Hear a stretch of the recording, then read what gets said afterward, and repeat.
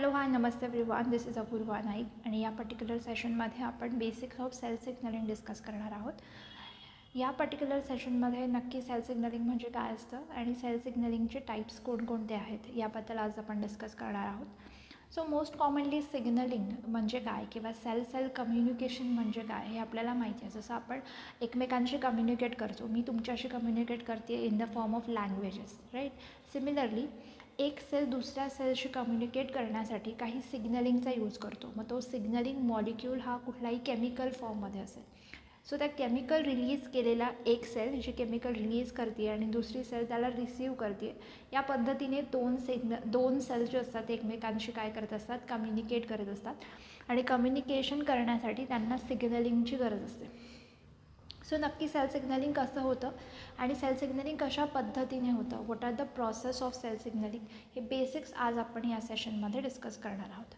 So sale सिग्नलिंगलाच आपण signal transduction असंही म्हणतो. So cell signaling is also known as a signal transduction is a process by which cell communicate with each other and their environment, enabling them to regulate the various biological processes. So आपल्या बॉडीमध्ये प्रत्येक सेलचं काही particular function आहे. ती sale काहीतरी काम करत असते.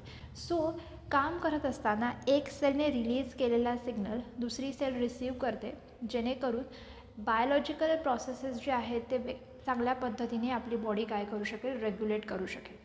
So cell signaling is essential to survival of every cell, is to monitor the environment and respond to the external stimuli. दुसऱ्या सेलने रिलीज केलेले सिग्नल रिसीव करते आणि त्याला त्यानुसार काय करते, रिस्पॉन्ड करते. सो याच प्रोसेसला आपण इन शॉर्ट सेल सिग्नलिंग असं म्हणतो. So when things changes cell responds. So जेव्हा गोष्टी बदलत आहेत, आपल्या बॉडीमध्ये कुठली गोष्ट बदलती आहे तर त्याचं कारण असं आहे की ती सेल काय करते, रिस्पॉन्ड करते. So every cell from an humble bacteria to the most sophisticated eukaryotic cell monitor its extracellular and intracellular environment, process the information is gather and respond accordingly. So cell signaling ही फक्त eukaryotic ऑर्गॅनिझममध्ये न होता ती बॅक्टेरियापासून ते युकॅरियोटिक सेलपर्यंत सगळ्या सेल्समध्ये sale signalling काय केलं जातं, परफॉर्म केलं जातं. सो सेल सिग्नलिंग करण्यासाठी हे जे सिग्नलिंग आहे हे कसं होतं तर इंट्रासेल्युलर किंवा एक्स्ट्रासेल्युलर म्हणजे बॉडीच्या आतमध्ये काही सिग्नल रिलीज केले जातात किंवा सेलच्या बाहेरून काही सिग्नल्स घेतले जातात आणि त्यानुसार सेल त्याला काय करते, रिस्पॉन्ड करते. So signaling can be seen in many organisms include animals, bacteria, plant and yeast. So cell signaling ही ॲनिमलमध्ये, प्लांटमध्ये, बॅक्टेरियाजमध्ये आणि yeast या सगळ्यांमध्ये चालू असते. मोस्ट कॉमनली सेल सिग्नलिंगचे दोन प्लेयर्स असतात किंवा दोन प्लेयर्स आहेत, ज्याच्यामध्ये पहिला आहे लिगॅन्ड आणि दुसरा आहे receptor. So what is exactly the ligand and what is exactly the receptor याबद्दल आपण डिस्कस करणार आहोत. So this is the basic thing. Just एवढंच लक्षात ठेवायचं आहे की सेल सिग्नलिंग म्हणजे काय, एका सेलने रिलीज केलेला मॉलिक्यूल दुसरा सेल रिसीव करतो आणि त्यानुसार रिस्पॉन्ड करतो, याला म्हणायचं सेल सिग्नलिंग किंवा सिग्नल ट्रान्सडक्शन. सो यामध्ये जर आपण पाहिलं तर सेल सिग्नलिंगमध्ये वेगवेगळे सिग्नलिंग असू शकतात. जसं या केसमध्ये जर ABC is nothing but a signal, या सेलला जर सर्वायवलचा सिग्नल आला आहे, सर्वायवल म्हणजे पर्टिक्युलरली ॲपोप्टॉसिस न होता त्या सेलला सर्वाईव्ह करायचं आहे. नंतर जर ह्या सेलला ग्रोथ आणि डिव्हिजनचे सिग्नल जर येत आहेत तर ती सेल काय करेल, ग्रो करेल आणि डिवाईड करेल. त्याचबरोबर ह्या सेलला जर डिफरन्सिएशनचा सिग्नल आला, डिफरन्सिएशन म्हणजे स्पेसिफिक फंक्शन गेन करायचा सिग्नल आला तर ती सेल स्पेसिफिक फंक्शन गेन करेल. त्याचबरोबर एखाद्या सेलला जर कुठलाच सिग्नल मॉलिक्यूल रिसीव झाला नाही, म्हणजे त्याला कुठलाच सिग्नलिंग मिळाला नाही तर ती सेल काय करेल, ॲपोप्टॉसिसकडे जाईल, म्हणजे त्या सेलची काय होईल, डेथ होईल. ज्या पद्धतीचे सिग्नलिंग सेलला मिळत आहेत त्या पद्धतीने सेल काय करते, रिस्पॉन्ड करते. त्यालाच आपण सिम्पली काय म्हणतो आहे, सेल सिग्नलिंग. आय होप एक बेसिक आयडिया मिळाली असेल सेल सिग्नलिंग म्हणजे काय आहे त्याबद्दलची. आपण पाहिलं होतं की सेल सिग्नलिंगचे दोन प्लेयर्स असतात. मग त्याच्यामध्ये पहिला आहे लिगॅन्ड आणि दुसरा आहे receptor. So first of all we are discussing about the ligand molecule. Ligand म्हणजे नक्की काय. सो लिगॅन्डलाच आपण सिग्नलिंग मॉलिक्यूल असंही म्हणतो. The signalling molecule which is act as a ligand. जो मॉलिक्यूल किंवा जो सिग्नल घेऊन आलेला मॉलिक्यूल आहे त्यालाच आपण काय म्हणतो, लिगॅन्ड म्हणतो आहे. Which bind to the structurally complementary site on the extracellular or membrane spanning domain of the receptor. So signalling molecule ज्याला आपण लिगॅन्ड म्हणतो तो दुसऱ्या सेलवरती जाऊन बाइंड होतो, बट सेलवरती असणाऱ्या रिसेप्टरवरती जाऊन बाइंड होतो. रिसेप्टर म्हणजे काय ते आपण बघणार आहोत. बट ज्या सेलवरती जाऊन तो बाइंड होणार आहे त्या सेलवरती एक स्ट्रक्चर असतं, त्याला आपण म्हणतो रिसेप्टर. आणि मॉलिक्यूल जो सिग्नल घेऊन आला आहे त्या सिग्नल घेऊन येणाऱ्या मॉलिक्यूलला आपण सिम्पली काय म्हणतो, लिगॅन्ड म्हणतो. So binding of ligand to its receptor causes a conformation changes in the cytosolic domain or the domain of the receptor that ultimately induce the specific cellular response. जो हा signal घेऊन येणारा लिगॅन्ड molecule आहे तो जेव्हा रिसेप्टरवरती bind होतो तेव्हा रिसेप्टरच्या सेलच्या आतल्या साईडमध्ये काय होतात, कन्फर्मेशन चेंजेस होतात. म्हणजेच काय, जो सिग्नल लिगॅन्ड मॉलिक्यूल घेऊन आला आहे तो सेलच्या आतमध्ये पास केला जातो. The overall process of converting the signal into the cellular response as well as individual step in the process is termed as a signal transduction. So जो मॉलिक्यूल सिग्नल घेऊन आलाय तो सेलपर्यंत पोहोचवणं आणि सेलच्या आतमध्ये तो सिग्नल जाणं या सगळ्या प्रोसेसला म्हणलं तर सिग्नल ट्रान्सडक्शन. सो सिम्पली लिगॅन्ड म्हणजे काय की असा मॉलिक्यूल जो सिग्नल घेऊन आलेला आहे त्या सिग्नल घेऊन आलेल्या मॉलिक्यूलला आपण काय म्हणतो, लिगॅन्ड म्हणतो आहे. आय होप लिगॅन्डबद्दल काय आहे ते तुम्हाला समजलं असेल. जस्ट या फिगरमध्ये दिस इज द प्रायमरी मेसेंजर, म्हणजे सेलच्या बाहेर जो सिग्नलिंग मॉलिक्यूल असतो त्याला म्हटलं तर लिगॅन्ड, त्यालाच म्हटलं तर सिग्नलिंग मॉलिक्यूल किंवा त्यालाच आपण प्रायमरी मेसेंजर असंही म्हणतो. जसं मी म्हटलं की हा जो मेसेंजर आहे तो रिसेप्टरवरती जाऊन बाइंड होतो. So this is the receptor. So याला म्हणतात रिसेप्टर आणि या रिसेप्टरवरती जाऊन हा लिगॅन्ड बाइंड होतो आहे आणि रिसेप्टर लिगॅन्ड बाइंडिंग होती आहे. So this is the case, receptor ligand binding कशी होते. आय होप ही गोष्ट तुम्हाला समजली असेल. आता लिगॅन्डच्या बाबतीमध्ये जर आपण म्हटलं तर लिगॅन्डचे 2 टाईप्स आहेत. पहिला आहे एक्स्ट्रासेल्युलर सिग्नलिंग मॉलिक्यूल आणि दुसरा आहे इंट्रासेल्युलर सिग्नलिंग मॉलिक्यूल. सो ह्या फिगरमध्ये जर आपण पाहिलं तर यामध्ये ही एक सेल मी इथे दाखवली आहे. So this is the one cell and this is another cell. ही जी सेल आहे हे ह्या सिग्नलिंग मॉलिक्यूलला रिलीज करणारी सेल आहे, म्हणजे लिगॅन्डला रिलीज करणारी सेल. हे जे लिगॅन्ड आहे ह्या स्पेसिफिक रिसेप्टरवरती जाऊन काय होतील, बाइंड होतील. रिसेप्टर हे जे असतात ते स्पेसिफिक असतात, म्हणजे लिगॅन्डला स्पेसिफिक रिसेप्टर प्रेझेंट असतात. जर हा जो लिगॅन्ड जो आहे तो स्पेसिफिक या सेलसाठी जर बनलेला असेल, म्हणजे या रिसेप्टरसाठी जर कंपॅटिबल असेल तर आणि तरच तो त्या रिसेप्टरवरती जाऊन बाइंड होईल आणि ती सेल काय करेल, त्या सिग्नलला रिस्पॉन्ड करेल. फॉर एक्झाम्पल, जर मी मराठीमध्ये बोलते आहे, मराठी ही सिग्नलिंगचं कम्युनिकेशनची एक टाईप आहे. फॉर एक्झाम्पल आपण मराठी एक लिगॅन्ड म्हणूयात, राईट. मी मराठी बोलते आणि तुम्हाला मराठी ते समजतं आहे. So you understand the Marathi, right. So Marathi समजतं आहे म्हणूनच तुम्ही त्या गोष्टींना काय करताय, रिस्पॉन्ड करताय, कारण मराठीसाठी तुम्ही कंपॅटिबल आहात किंवा तुम्ही कॉम्पिटंट आहात. सिमिलरली जर मी मल्याळममध्ये तुम्हाला जर शिकवलं तर ते तुम्हाला समजणार नाही, कारण you are not compatible or you are not competent to receive that particular signal. Similarly ligand ज्या सेलसाठी बनलेला आहे, म्हणजे ज्या रिसेप्टरसाठी बनलेला आहे त्या रिसेप्टरवरतीच तो जाऊन बाइंड करेल आणि तरच दुसरी सेल त्याला रिस्पॉन्ड करेल. सो दिस इज द केस. प्रत्येक लिगॅन्ड हा प्रत्येक सेलवरती असणाऱ्या रिसेप्टरवरती जाऊन बाइंड करू शकत नाही. तो रिसेप्टर त्या लिगॅन्डसाठी कॉम्पिटंट असला पाहिजे, कंपॅटिबल असला पाहिजे, तरच तो लिगॅन्ड काय करेल, त्या रिसेप्टरवरती जाऊन बाइंड करेल आणि ती जी सेल आहे त्या सिग्नलला काय करू शकेल, रिस्पॉन्ड करू शकेल. I hope this thing is clear to you. इथे म्हटलं आहे की एक्स्ट्रासेल्युलर सिग्नलिंग मॉलिक्यूलमध्ये जर आपण पाहिलं that are synthesize and release by the signalling cell. So एका सेलकडून हे जे एक्स्ट्रासेल्युलर सिग्नलिंग मॉलिक्यूल आहेत ते रिलीज केले जातील and produce a specific response only in the target cell that have a receptor for the signalling molecule. तो जो सिग्नलिंग मॉलिक्यूल अटॅच झाला आहे तो त्या स्पेसिफिक टार्गेट सेलवरती जाऊन बाइंड करेल ज्याच्याकडे त्या लिगॅन्ड मॉलिक्यूलसाठी रिसेप्टर प्रेझेंट असतील. In an multicellular organism, the enormous varieties of chemical, including small molecules like amino acid, lipid derivatives, acetylcholine, peptides, proteins, are this type of cell-to-cell communication, are used in this type of cell-to-cell communication. जर या फिगरमध्ये आपण पाहिलं तर याच्यावरती हा जो receptor आहे, या रिसेप्टरवरती हा जो लिगॅंड आहे हा बाइंड झाला आहे, सेलच्या बाहेर बाइंड झाला आहे, म्हणून आपण त्याला म्हणतो एक्स्ट्रा सेल्युलर सिग्नलिंग मॉलिक्यूल, जो सेल सरफेस रिसेप्टरवरती बाइंड झाला आहे. आता what is exactly the cell surface receptor ते आपण बघणार आहोत. बस याता फक्त एवढं लक्षात ठेवा की असे लिगॅंड मॉलिक्यूल जे सेल सरफेसवरती असणाऱ्या रिसेप्टरवरती जाऊन बाइंड होतात त्यांना आपण म्हणतो एक्स्ट्रा सेल्युलर सिग्नलिंग मॉलिक्यूल. आता सेल बायोलॉजीमध्ये मोस्टली आपण पाहतो की प्रत्येक मॉलिक्यूल हा सेलच्या आतमध्ये पास होऊ शकत नाही, राईट. असे मॉलिक्यूल्स जे हायड्रोफिलिक असतात, म्हणजे जे वॉटर लविंग असतात, ते मॉलिक्यूल सेल प्लाझ्मा मेम्ब्रेनला पास करू शकत नाही. म्हणजेच हे जे एक्स्ट्रा सेल्युलर सिग्नलिंग मॉलिक्यूल्स आहेत ते हायड्रोफिलिक नेचरचे असल्यामुळे सेलमधून पास होऊ शकत नाही, म्हणून ते सेल सरफेसवरती असणाऱ्या रिसेप्टरवरती काय होतात, बाइंड होतात. म्हणून हायड्रोफिलिक मॉलिक्यूल ज्याच्यामध्ये आपण अमिनो ॲसिड्स असतील, लिपिड्स असतील, प्रोटीन्स असतील, पेप्टाइड्स असतील, असे जे हायड्रोफिलिक आहेत म्हणजेच लिपोफोबिक आहेत, असे मॉलिक्यूल्स जे असतात ते most commonly extra cellular signalling molecules consider केले जातात. I hope this concept is clear to you. Second thing that we are going for a type, second type जो आहे त्याचा तो आहे इंट्रासेल्युलर सिग्नलिंग मॉलिक्यूल. इंट्रासेल्युलर म्हणजे जो सेलच्या आतमध्ये जाऊ शकतो.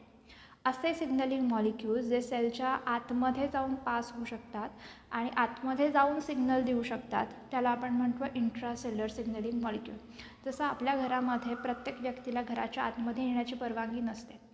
काही लोक फक्त घराच्या बाहेरून सिग्नल देतात. सो घराच्या बाहेरून देणारे सिग्नल मॉलिक्यूल्स जे असतात त्याला आपण म्हणतो एक्स्ट्रा सेल्युलर. आणि काही लोकांना घराच्या आतमध्ये येण्याची परवानगी असते. सो ज्या लोकांना घराच्या आतमध्ये येण्याची परवानगी आहे त्याला आपण म्हणतो इंट्रासेल्युलर. सिमिलरली सेलच्या आतमध्ये जाऊन सिग्नलिंग देण्याचं जे काम करतात त्याला आपण म्हणतो intracellular signaling molecules. So some signaling molecules especially hydrophobic molecule, hydrophobic किंवा ज्याला आपण लिपोफिलिक म्हणतो आहे. लिपोफिलिक का की जे सेल सरफेसच्या प्लाझ्मा मेम्ब्रेनला पास करू शकतात. सो प्लाझ्मा मेम्ब्रेनला पास करू शकणाऱ्या मॉलिक्यूलला आपण हायड्रोफोबिक मॉलिक्यूल्स असं म्हणतो. So this molecule which can pass the plasma membrane that we consider as a intracellular signaling molecules. त्याच्यामध्ये स्टिरॉइड्स असतील, रेटिनॉइड्स असतील, टायरॉक्झिन असेल, spontaneous diffusion through the plasma membrane and bind to the intracellular receptors. So ज्या फिगरमध्ये जर पाहिलं तर these are the carrier protein की जो त्याला स्मॉल हायड्रोफोबिक मॉलिक्यूलला सेलच्या आतमध्ये घेऊन जातो आहे आणि इंट्रासेल्युलर रिसेप्टरवरती जाऊन काय होतात ते बाइंड होत आहेत. So what is a intracellular receptor that we going to see. But just एवढंच लक्षात ठेवा की असे मॉलिक्यूल्स की जे सेलच्या आतमध्ये जाऊ शकतात त्यांना आपण म्हणतो intracellular signaling molecule which are hydrophobic. हायड्रोफोबिकलाच आपण लिपोफिलिक म्हणतो आणि हायड्रोफिलिकलाच आपण लिपोफोबिक म्हणतो. So these are the types of ligand. I hope you got this concept. Let we move forward. याच्या पुढची जी गोष्ट आहे, जो दुसरा प्लेयर आहे सेल सिग्नलिंगमधला, तो आहे receptor. So receptor in the cell signaling are the protein molecules located either on the cell surface or inside the cell. जो सिग्नलला रिसीव करतो आहे त्याला आपण म्हणतो रिसेप्टर. मग तो सेलच्या सरफेसवरती असू शकतो किंवा सेलच्या आतमध्ये असू शकतो. त्याला आपण सिम्पली म्हणतो रिसेप्टर. रिसेप्टर म्हणजे जो घेतो आहे त्या सिग्नलिंगला, that is we called it as a receptor that's bind to the specific signaling molecules. So असा प्रोटीन की जो रिसेप्टरला असा प्रोटीन की जो लिगॅंडवर बाइंड होतो आहे, तो लिगॅंड रिसेप्टरवरती बाइंड होत आहे, त्याला सिम्पली आपण रिसेप्टर म्हणतो. This binding trigger the response within the cell, meditating communication and coordinating cellular activities. So तो जो लिगॅंड आहे, जो सिग्नलिंग मॉलिक्यूल आहे, जो त्या प्रोटीनवरती बाइंड होतो आहे आणि सेलमध्ये कम्युनिकेशन क्रिएट करतो आहे, त्याला सिम्पली आपण रिसेप्टर म्हणतो. जसं आपण लिगॅंडचे 2 टाईप्स पाहिले होते, सिमिलरली रिसेप्टरचे सुद्धा 2 टाईप्स आहेत. त्याच्यामध्ये पहिला आहे सेल सरफेस रिसेप्टर आणि दुसरा आहे intracellular receptor. So let we see what it is. First thing is a cell surface receptor. Cell surface receptor म्हणजे असे रिसेप्टर्स की जे सेलच्या प्लाझ्मा मेम्ब्रेनवरती प्रेझेंट असतात आणि जे लिगॅंडला रिसीव करतात, म्हणजेच एक्स्ट्रा सेल्युलर लिगॅंडला रिसीव करतात, त्याला आपण म्हणतो cell surface receptor. So most receptors are on the cell surface. The water soluble signaling molecules, ज्याला आपण हायड्रोफिलिक असं म्हटलं होतं, that cannot pass the membrane lipid bilayer but it's bind to the specific receptor embedded in the plasma membrane. So असे signalling molecules की जे आपण extra cellular signaling molecule म्हटलं होतं, जे की हायड्रोफिलिक असतात, जे की सेल प्लाझ्मा मेम्ब्रेनला पास करू शकत नाही, ते अशा रिसेप्टरवरती जाऊन बाइंड होतात. The receptor having an extra cellular domain, extra cellular आणि इंट्रासेल्युलर असे 2 डोमेन मोस्ट कॉमनली असतात. एक्स्ट्रा सेल्युलर म्हणजे just this is a plasma membrane. या प्लाझ्मा मेम्ब्रेनवरती आपण कन्सिडर करूयात की हा एक रिसेप्टर आहे.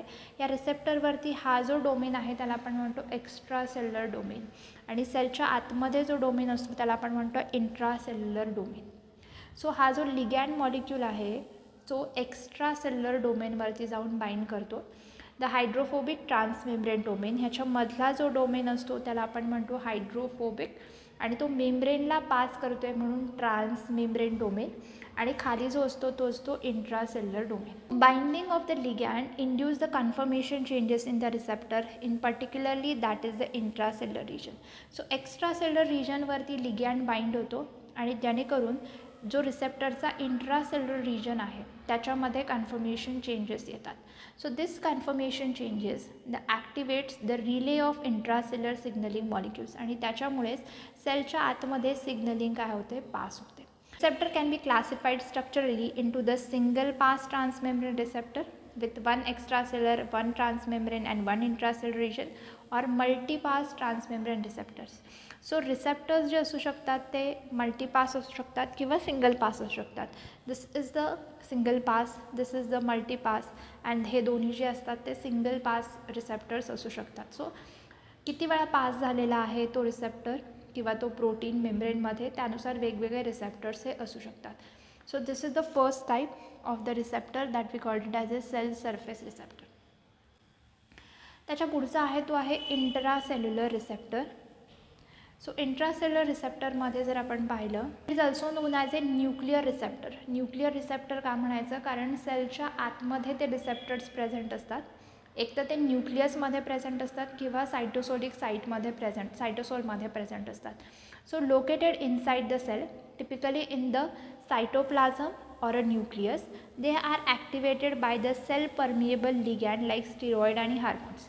सो हे जे इंट्रासेल्युलर रिसेप्टर्स असतात ते मोस्ट कॉमनली ॲक्टिवेट कसे होतात, याच्या आधी आपण पाहिलं आहे इंट्रासेल्युलर सिग्नलिंग मॉलिक्यूल्स. सो असे सिग्नलिंग मॉलिक्यूल्स जे सेलच्या आतमध्ये पास होतील आणि सेलमध्ये असणाऱ्या या इंट्रासेल्युलर रिसेप्टरवरती जाऊन बाइंड होतील. जसं इथे पाहिले आपण सिग्नलिंग मॉलिक्यूल, हा सिग्नलिंग मॉलिक्यूल सेलच्या आतमध्ये पास झाला. सेलच्या आतमध्येच इथे हे इंट्रासेल्युलर रिसेप्टर, या इंट्रासेल्युलर रिसेप्टरवरती जाऊन काय झाला, बाइंड झाला, आणि मग पुढे जाऊन त्याने काय केलं, सिग्नलिंग केलं. So these intracellular receptor respond to the small hydrophobic signaling molecule that are able to diffuse across the plasma membrane. So the steroid hormones are the classical example of group of signaling molecules, ज्याच्यामध्ये येतात thyroid hormones, vitamin D3 और retinoic acid. हे सगळे काय आहेत, most commonly steroids आहेत की जे सेलच्या प्लाझ्मा मेम्ब्रेनला पास करू शकतात. I hope you got this particular concept about the receptor and about the ligand. what are the extracellular ligand, what is intracellular ligand, what is the cell surface receptor, and what is the intracellular receptor. These are the basic things we have to know when we start about the signaling.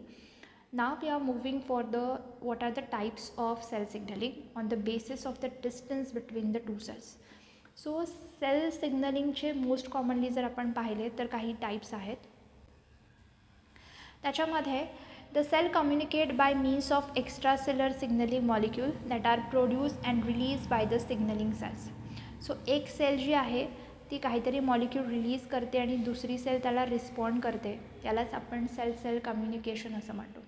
So these molecule recognize and bind to the receptor on the surface of target cell where they cause a cellular response by means of signal transduction pathway. So signaling by the soluble extracellular molecule can be classified into this on the basis of फक्त extracellular moleculeच्या बेसिसवरती, म्हणजे सेलने release केलेला molecules दुसऱ्या सेलच्या सरफेसवरती जाऊन bind होतो आहे, त्याच्या बेसिसवरती हे जे आहेत सेल सिग्नलिंगचे काही टाईप्स पाडलेले आहेत on the basis of distance between the two cells. म्हणजे जी सेल रिलीज करते एखादा सिग्नलिंग मॉलिक्यूल एक सेल सिग्नलिंग मॉलिक्यूल रिलीज करते आहे आणि दुसरा सेल जी आहे ती त्या सिग्नलिंगला रिसीव करते. ते किती डिस्टन्स आहे रिलीज करणाऱ्या सिग्नलिंग लिगॅंड मॉलिक्यूल रिलीज करणाऱ्या आणि त्याला रिसीव करणाऱ्या ह्या दोन सेलमध्ये किती डिस्टन्स आहे त्याच्यावरून ह्या सिग्नलिंगचे काय पडलेले आहेत, काही टाईप्स पडलेले आहेत. त्याच्यामध्ये पहिलं आहे endocrine signaling, paracrine signaling, autocrine signaling आणि juxtacrine signaling. So these are the types of signaling that we see one by one. त्यातला जो पहिला टाईप आहे that is an endocrine signaling. आपण मोस्ट कॉमनली एंडोक्रायनॉलॉजी हे जे आहे ॲनिमल फिजिओलॉजीमध्ये वाचतो किंवा शिकतो. सो एंडोक्रायनॉलॉजी म्हणजे that we call it as a study of hormones. So एक सेल जी आहे ती हार्मोन रिलीज करते आणि दुसरी कुठेतरी आपल्या बॉडीमध्ये कुठला तरी ऑर्गन त्या हार्मोनला रिस्पॉन्ड करतो. So this is what about the endocrinology, right. So endocrine signaling म्हणजे काय, the signalling molecule that we call it as a hormone act on the target cell distance from their site of synthesis by the cell of various endocrine organ. So एका कुठल्या तरी बॉडीतल्या सेलने काहीतरी hormones release केलेत आणि ते release केलेले hormones ब्लडमधून दुसऱ्या टार्गेट ऑर्गनकडे जात आहेत आणि तो ऑर्गन त्या हार्मोनला काय करतो आहे, रिस्पॉन्ड करतो आहे. म्हणजेच तो जो हार्मोन आहे तो खूप जास्त म्हणजेच तो सिग्नलिंग मॉलिक्यूल खूप जास्त डिस्टन्स ट्रॅव्हल करतो आहे दुसऱ्या टार्गेट सेलपर्यंत पोचण्यासाठी. त्यालाच आपण म्हणतो एंडोक्राइन सिग्नलिंग. म्हणजेच दोन सेलमध्ये खूप जास्त डिस्टन्स आहे. सो ह्या केसमध्ये in a animal the endocrine hormone usually carried by the blood or by an extracellular fluid from the site of release to its target. So this is the signaling cell. या signalling सेलने blood सेलमध्ये काही hormones release केले आणि ते लांब कुठेतरी असणाऱ्या टार्गेट सेलवरती जाऊन बाइंड होतात आणि मग टार्गेट सेल त्याला काय करते, रिस्पॉन्ड करते. So this is the endocrine cell which release the hormone which is travel from the blood stream to the target cell and then target cell responded to this particular signal that we call it as a endocrine signaling. So ज्यावेळेस blood as a carrier म्हणून काम करतो आहे त्या hormone carry करण्यासाठी that we call it as a endocrine signaling. I hope हे कळालं असेल. सेकंड आहे पॅराक्राइन सिग्नलिंग. सो पॅराक्राइन सिग्नलिंगमध्ये दोन सेल ज्या असतात त्या एकमेकांच्या जवळ असतात, क्लोज प्रॉक्सिमिटीमध्ये असतात. त्यावेळेस जो सिग्नलिंग होतो त्याला आपण म्हणतो पॅराक्राइन signalling. The signaling molecule released by the cell affect the target cell only in the close proximity. दोन सेल एकमेकांच्या जवळ असतील, एका सेलने सिग्नलिंग मॉलिक्यूल रिलीज केले, दुसऱ्या सेलने त्याला रिसीव केलं, अशा वेळेस जे सिग्नलिंग होतं that we call it as a paracrine signaling. या फिगरमध्ये जर आपण पाहिलं तर ही आहे सिग्नलिंग सेल, ज्या सेलने या रेड कलरचे सिग्नलिंग मॉलिक्यूल्स काय केलेत, रिलीज केलेत. आणि ह्या ज्या तीन आहेत बाजूच्या त्या आहेत टार्गेट सेल, ज्याच्यावरती रिसेप्टर आहे. त्या रिसेप्टर त्या सिग्नलला रिसीव करतो आहे आणि त्याला रिस्पॉन्ड करतो आहे. That we call it as a paracrine signaling. So the conduction by a neurotransmitter of the signaling from one nerve cell to another or from the nerve cell to the muscle cell inducing or inhibiting muscle contraction occur via paracrine signaling. So आपल्याला सायनॅप्टिक signalling आपण जे लहानपणापासून शिकतो की एक nerve sale काही ॲसिटोकोलिन release करते, दुसरी नर्व सेल त्याला रिसीव करते. सो सिनॅप्टिक जे सिग्नलिंग आहे this is also a type of paracrine signaling. So many growth factor regulating the development in multicellular organism also act by the short range. So growth factors जे असतात ते सुद्धा पॅराक्राइन signalling throughs काम करतात. So paracrine signaling means the secretion mediated by the one cell that act on another cell in the immediate vicinity. त्याच्या जवळच असणारी ती जी सेल आहे जी रिस्पॉन्ड करणारी आहे ती जर असेल त्या केसला आपण म्हणतोय पॅराक्राइन सिग्नलिंग. आय होप पॅराक्राइन सिग्नलिंग काय आहे ते कळालं असेल. त्याच्यानंतर आहे ऑटोक्राइन सिग्नलिंग. सो ऑटोचा अर्थ आहे इटसेल्फ, स्वतः. सो जेव्हा cell respond to the substances that by themselves release, एखाद्या सेलने स्वतःच काही सिग्नलिंग मॉलिक्यूल रिलीज केले आणि स्वतःच त्याच्यावरती काय करते ती त्याला रिस्पॉन्ड देते. म्हणजेच ही जी सेल आहे यांनी extra cellular signalling molecule release केले, त्या सेलवरती स्वतःच त्याच्यासाठी रिसेप्टर्स आहेत, तर ते सिग्नलिंग मॉलिक्यूल स्वतःच्याच रिसेप्टरवरती जाऊन बाइंड होत आहेत आणि मग काय करत आहेत, त्याला रिस्पॉन्ड करत आहेत. सो अशा प्रकारची जी सिग्नलिंग आहे ती मोस्ट कॉमनली आपण कॅन्सरस सेलमध्ये पाहतो. दॅट इज ट्यूमर सेल्समध्ये कुठल्याही प्रकारच्या बाहेरून येणाऱ्या सिग्नलिंगची गरज पडत नाही. ती सेल स्वतःच तिचे स्वतःचे सिग्नलिंग मॉलिक्यूल रिलीज करते आणि स्वतःवरतीच असणाऱ्या रिसेप्टरवरती ते बाइंड होतात. So some growth factors act in this fashion and culture cell can be secrete the growth factor that are stimulate their own growth and proliferation.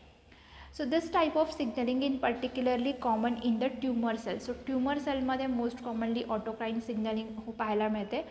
Many of these overproduce and release the growth factor that are stimulate inappropriate upregulate proliferation of themselves as well as adjacent non-tumor cell. This process may lead to the formation of tumor mass. So tumor mass प्रोडक्शनसाठी most commonly autocrine signaling जी असते ती आपल्याला पाहायला मिळते. त्याच्यानंतर पुढची जी सिग्नलिंग आहे that is the juxtacrine signaling. Juxtacrine सिग्नलिंगचा अर्थ असा होतो in the form of cell communication where signaling molecule act on the adjacent target cell through the direct contact. So direct contact म्हणजे काय, without need to travel the long distance. ह्या केसमध्ये जर या फिगरमध्ये पाहिलं तर लिगॅन्ड रिलीज होत नाही आहे, लिगॅन्ड त्या सेल सरफेसवरती प्रेझेंट आहे आणि रिसेप्टरसुद्धा शेजारी असणाऱ्या सेल सरफेसवरती प्रेझेंट आहे. याच्या आधी आपण पाहिलं होतं की लिगॅन्ड रिलीज होतो आहे, बट जस्ट्राक्राइन सिग्नलिंगमध्ये लिगॅन्ड मॉलिक्यूल रिलीज होत नाही, which is present on the surface of cell. So ligand is on the cell surface bind to the receptor on surface of an neighboring cell. So ह्या केसमध्ये जेव्हा लिगॅन्ड molecule एका सेलवरती present असतो आणि रिसेप्टरही दुसऱ्या सेलवरती present असतो आणि व्हेरी क्लोज येऊन ते सिग्नलिंग होतं, त्या केसमध्ये आपण म्हणतो juxtacrine signaling. I hope this concept is clear to all. What are the types of signaling आणि सेल सिग्नलिंग कसं होतं. दिस इज द समरी पाहिली, ज्यामध्ये what is the juxtacrine signaling काय आहे. जस्ट्राक्राइन सिग्नलिंग म्हणजे लिगॅन्ड जो आहे तो सेल सरफेसवरतीच प्रेझेंट असतो. This is the signaling. त्याच्यानंतर आपण पाहिलं पॅराक्राइन सिग्नलिंग.